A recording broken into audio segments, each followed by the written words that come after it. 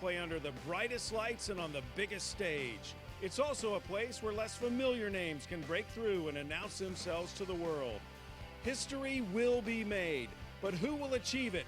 The answers will come in the next 14 days. It's day one of the U.S. Open, and this is Inside the Baseline, presented by IBM.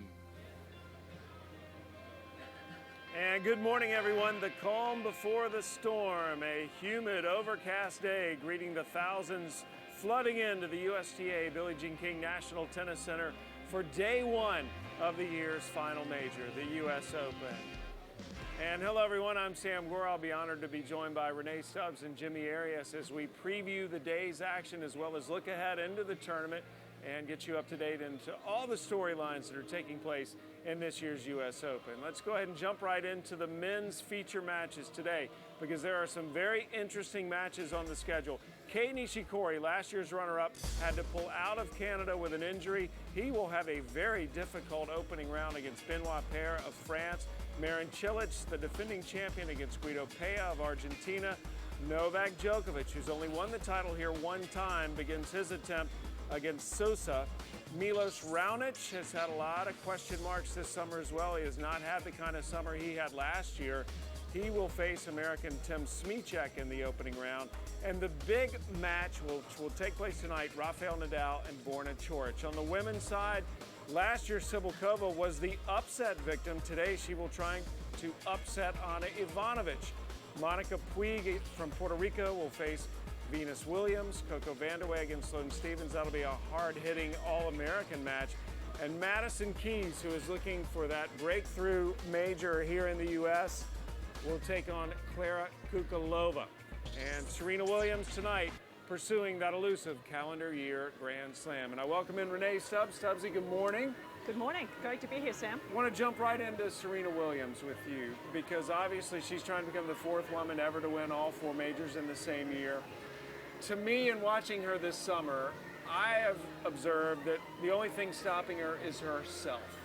How is she going to be able to put aside all of the talk and just focus on the tennis? Because when you get down to tennis, she's the best probably there ever was. Well, Sam, to be honest with you, I think that's what she has to try and do. Having said that, it is going to be one of the most difficult things that I think it will be the most difficult thing she'll ever do in her career. Having to put aside all the press scrutiny, all of the fan scrutiny, every single camera will be on Serena Williams. The women's final has sold out, the first time it sold out before the men's sellout, and that's because everyone anticipates this woman who won this title last year to do the same thing this year. And if she does, it'll be one of the greatest feats in not only in tennis history but in sports history, especially at her age. I don't know how she's going to do it. I think that the first week is so important for her to get through, more so than the second week, because I really believe the second week she will definitely be comfortable. The first week is where maybe you might see an upset. Well, the big story before the U.S. Open, other than Serena, was yesterday we were all heading back to our hotels and we get word that Maria Sharapova has pulled out of the U.S. Open. She sent out a tweet saying that she was unable to play. She came to practice yesterday and realized that she wouldn't compete, but it doesn't seem to be a long-term injury. She's promised that she will be back for the Asian swing.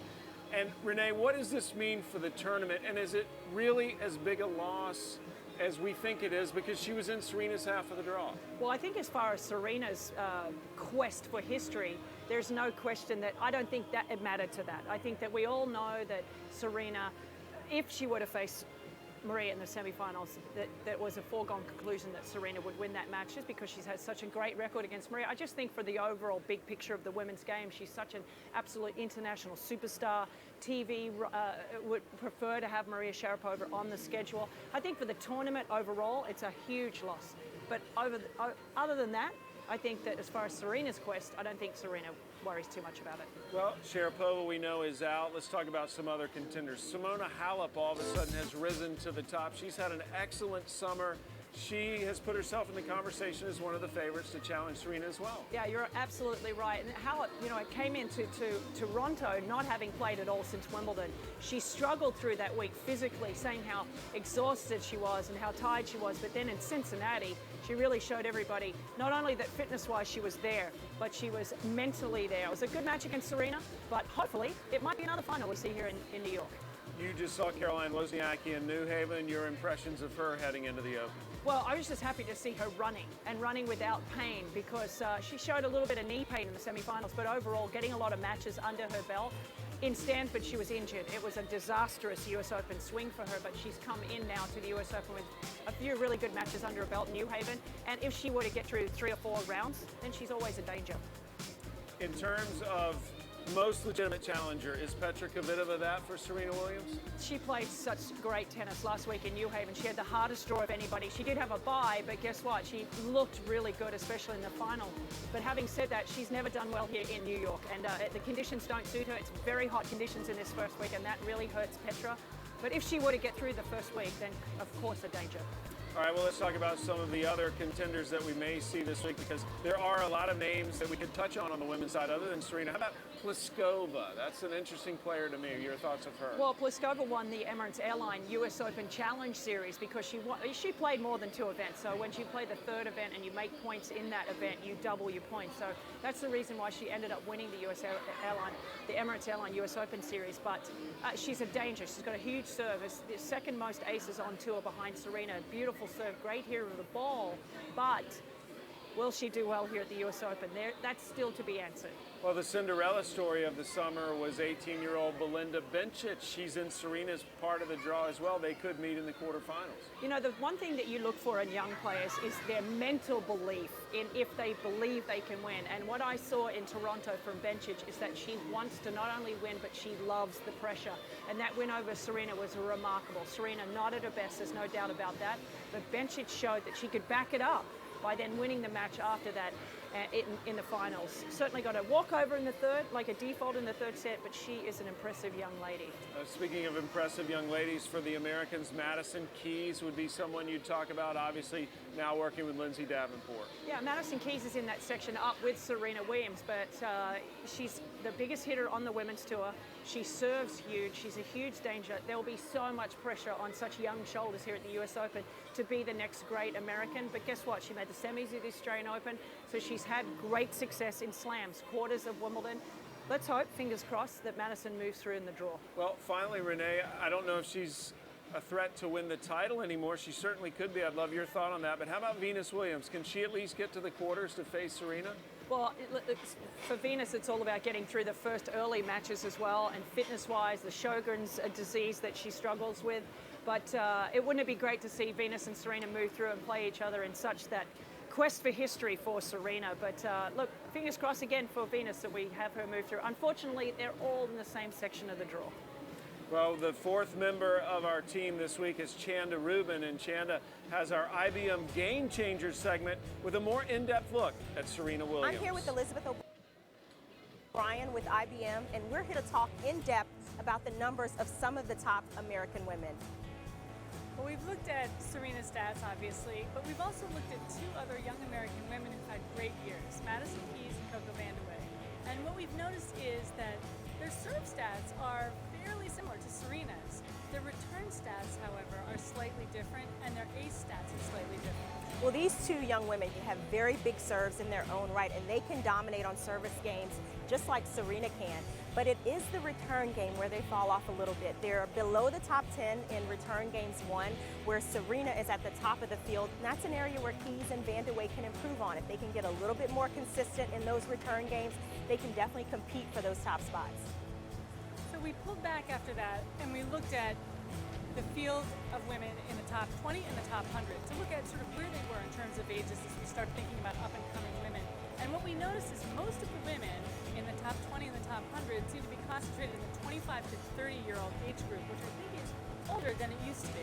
Well, that age has definitely shifted, certainly from the days when I played, when if you weren't a teenager and making your first big breakthrough, you were a bit over the hill. Now, it's taking a little more time for players to mature and understand how to play those points in the big moments and how to be consistent with power and with aggression in those big moments.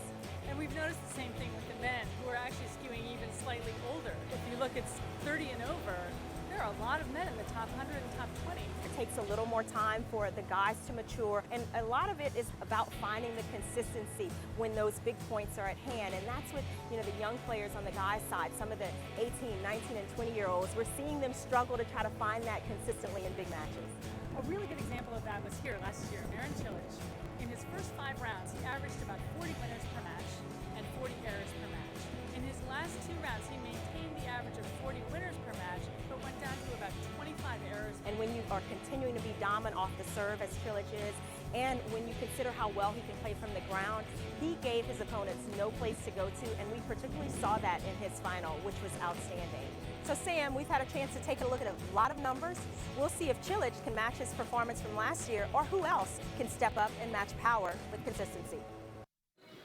All right, thanks, Chanda. Unfortunately, the set's beauty quotient has dropped. I'm bringing in Jimmy Arias now, but Jimmy, your opinion is valued on the men's side of things. I want to begin with Andy Murray, Roger Federer, Novak Djokovic. It's now the big 3. We've taken Nadal out of the conversation a little bit for now. He's got to earn his way back in. Anyone other than those 3 you see as a legitimate contender this year? First of all, I think it's interesting that you took Nadal out, that you took the liberty, Sam Gore, to say he's no longer part of the big 4. Having said that, Nishikori obviously is a guy who's played beautifully in the summer, coming in with some question marks with a calf in Montreal. He made the finals last year. He certainly has a chance. Cilic won it last year. Do I think he has a chance again this year? No, probably can't defend. I'm always thinking Joe-Wilfried Tsonga's going to make a move, but he hasn't played that well in the last few months other than the semifinals at the French. Certainly he'd be one of those guys that's the best not to have won a major. But let's talk about Djokovic specifically now. He's only won the U.S. Open 1 time. He always makes a deep run, but lately he's been coming up short at the end. Every tournament for the last 3 or 4 years, I felt that Novak Djokovic is going to win the tournament coming in. And most of the time that is the case. He's won 2 of the 3 slams so far this year. The only one he lost finals at the French. I still think he's the man to beat here in 3 out of 5 sets. He brings offense and defense, those 2 components, better than anyone I've ever seen.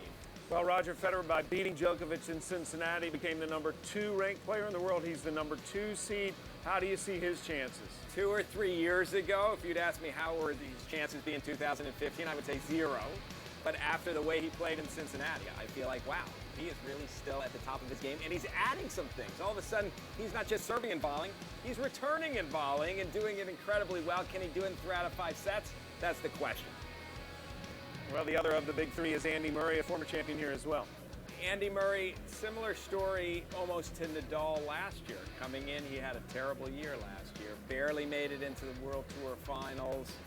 Started this year playing solidly, winning a lot of matches, but not beating Federer, not beating Djokovic. A big plus for him was in Montreal. He won the title, and he beat Djokovic in the finals. I think that's going to give him a little confidence. He now comes into this U.S. Open with a real shot to win. Well, outside of those big 3, Jimmy, Kei Nishikori last year marched all the way to the final. He would not have been in this preview show Inside the Baseline last year. This year, a little bit of a question mark with the injury, and he's got a tough first match. He's my favorite player. Let's just right away, under 6 feet tall, and he overpowers players at times because he takes the ball so early, rips both sides from the back of the court, needs a little work still on the second serve. Murray exposed that in Montreal. And we're a little question mark on his calf, and if he's not moving well, that's one of the biggest parts of his game. Another challenger could be the French Open champion, Stan Wawrinka. Your thoughts on him here at Flushing Meadows? My thought for Stan is that if the ball's in play at even terms, he's the best player in the world, and that's why he beat Djokovic in the finals of the French. Once he's in a rally, he crushes the ball from both sides. The problem is his return to serve is very negative, very weak, just chips it. If he plays a big server, he's in a little bit of trouble. Nick Kyrgios beat him. He has struggles with those type of players. If he can get to Djokovic's and those guys, then maybe he's got a chance. But you gave me a little bit of a hard time earlier by taking Nadal out of the conversation. Do you think he's still a contender? No. I mean, I actually think he's going to be in a little bit of trouble in his first match against Borna Coric. That's the type of match I think he's played so nervously, Nadal. I think he will beat him physically if his mind allows him, but he gets tight at big moments. There could be some big moments in that first match. Well, there was no bigger surprise last year in the majors than Marin Cilic. What do you think of him coming into this year's U.S. Open? I mean, Cilic is a great player with a lot of weapons, and he really put it all together last year. But having said that, he hasn't played well so far this year. He doesn't have a ton of confidence coming in this year, and he's got a lot of pressure. because he's got tons of points to defend. I mean, I know that maybe he's not worried about his ranking that much, but that's in the back of your head. Well, the American crowd obviously will be hoping John Isner has a good U.S. Open. He took the week off last week after losing early in Cincinnati. What do you think about Big John? John had a great U.S. Open series. He always seems to play well at this time of the year. This is when he shines. He's got a serve that no one else has. He's crushing his forehand. He takes risks on the return of serve now. He doesn't just try to put the ball in play. The problem for Isner is that he's 7 feet tall, 3 out of 5 sets. He plays a lot of 5-setters. He's got to get through the draw comfortably at the beginning to have something left for the quarterfinals, semifinals if he gets there. All right, Jimmy, good stuff. This is going to be fun. We're going to be here every day on Inside the Baseline presented by IBM, and we encourage you to get involved with our show every day at usopen.org or ESPN3. You can actually tweet and use the hashtag Inside Baseline. And if you use that hashtag Inside Baseline, we would love to see what you're tweeting about via social media. So for Jimmy Arias, Renee Stubbs, and Chanda Rubin, I'm Sam Gore saying enjoy day 1 of 14 days of action here from the last major of the year, the U.S. Open. This has been Inside the Baseline, presented by IBM.